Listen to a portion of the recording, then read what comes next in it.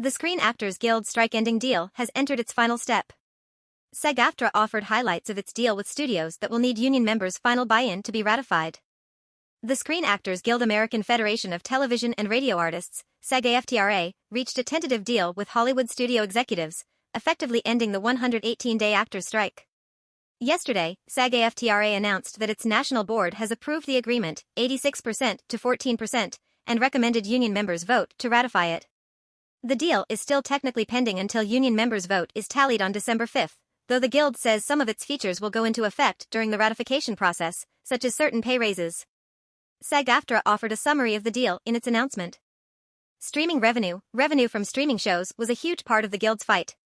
The Guild says it achieved the creation of a new compensation stream for actors in streaming shows and movies.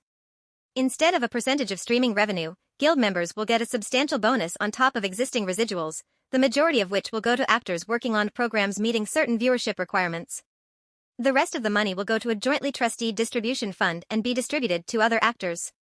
Other pay considerations: Guild members will see 2 wage increases in the contract's first year, 7% following ratification of the contract and another 4% in July next year, making a compounded first-year increase of 11.28%. Members will see another 3.5% pay bump in July 2025. Background actors will see similar raises, but with 11% upfront instead of 7%. The contract also calls for a 153% effective increase for series performers' relocations. Artificial intelligence. The Guild says it secured meaningful protections around the use of artificial intelligence, including informed consent and compensation where Guild members are replicated digitally using AI, both for living and dead members, and whether the replicas are created on set or licensed for use. Healthcare and retirement contributions. SAG-AFTRA says it secured increased contribution caps of 43% for 1-hour productions and nearly 67% for half-hour productions.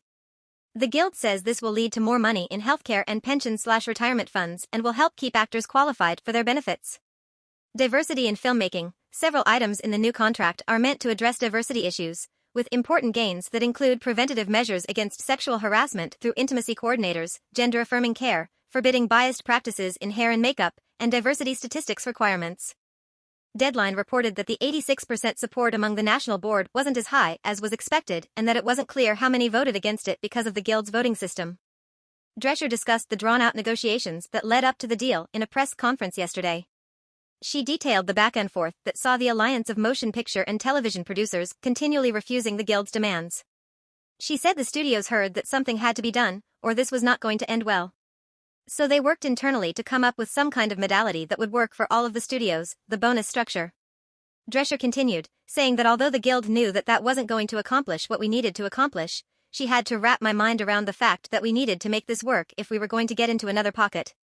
Ultimately, she said, what mattered is that we got into another pocket, and we did. I had to wrap my mind around that and not make the perfect the enemy of the good.